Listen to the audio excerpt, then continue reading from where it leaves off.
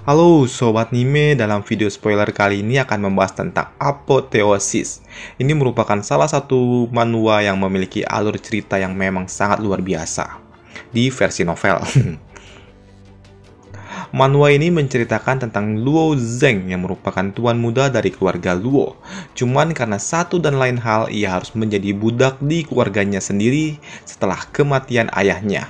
Dan posisi kepala keluarga pun harus diambil alih oleh pamannya. Dan jalan cerita utama dari komik ini adalah perjuangan Zheng untuk menyelamatkan adik perempuannya yang sangat ia sayangi. Oni-chan, baka! Oke, lanjut. Spoiler kali ini dimulai dari chapter 1 hingga chapter 10. Langsung aja yuk, kita gas! Pada suatu malam atau pagi dini hari, Zheng pun yang sedang membaca buku, ia didatangi oleh salah satu pelayan. Pelayan ini pun memiliki muka seperti monyet yang buruk rupa dengan benjolan di atas matanya. Ia pun meminta agar Zheng untuk segera bangun dan melanjutkan aktivitasnya sebagai budak. Di dalam tradisi keluarga Luo, mereka menggunakan budak sebagai bahan latihan. Hal ini pun dimaksudkan agar anak-anak muda dari keluarga mereka terbiasa bertarung dengan manusia sungguhan. Di dalam chapter pertama, kita pun diperkenalkan dengan Luo Peiran, yang merupakan tuan muda keluarga Luo saat ini setelah Zheng turun tahta menjadi budak, dan dirinya adalah salah satu pemeran antagonis di komik ini. Di hadapan Zheng, ia pun menghajar salah satu budak dengan tujuan untuk memamerkan kekuatannya di depan Zheng.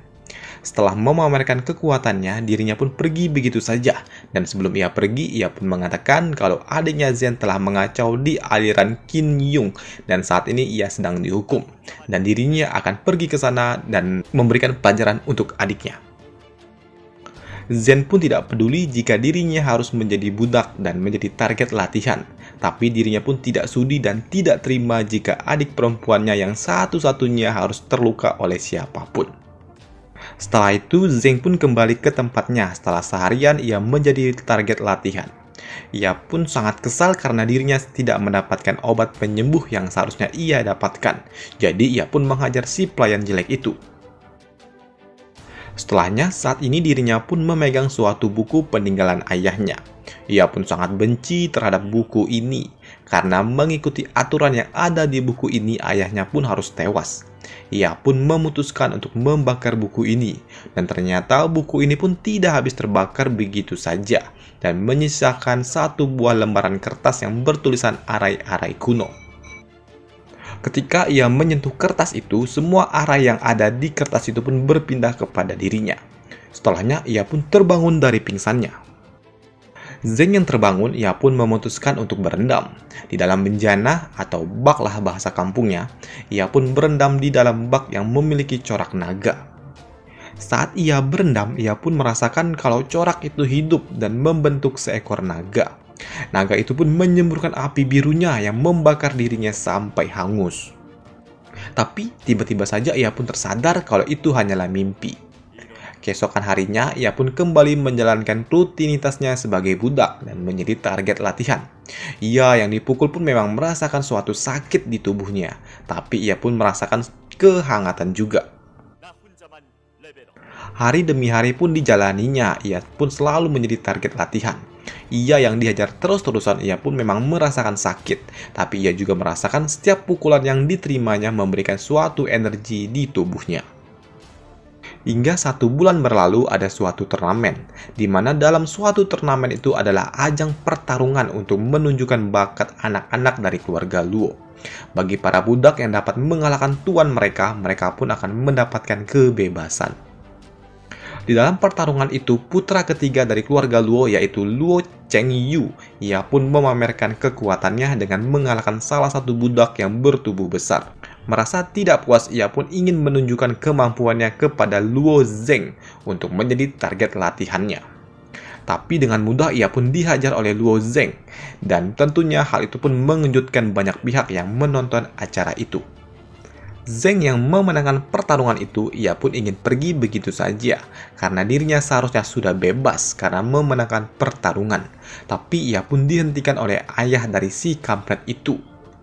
Tapi Tapi Zeng pun sangat licik. Ia pun mengincar kaki Pak Tua itu yang membuat Pak Tua itu pun harus terjatuh. Ia yang kemakan emosi, ia pun berteriak siapa yang berani menantangnya. Dan tiba-tiba kepalanya pun harus menghantam ke lantai.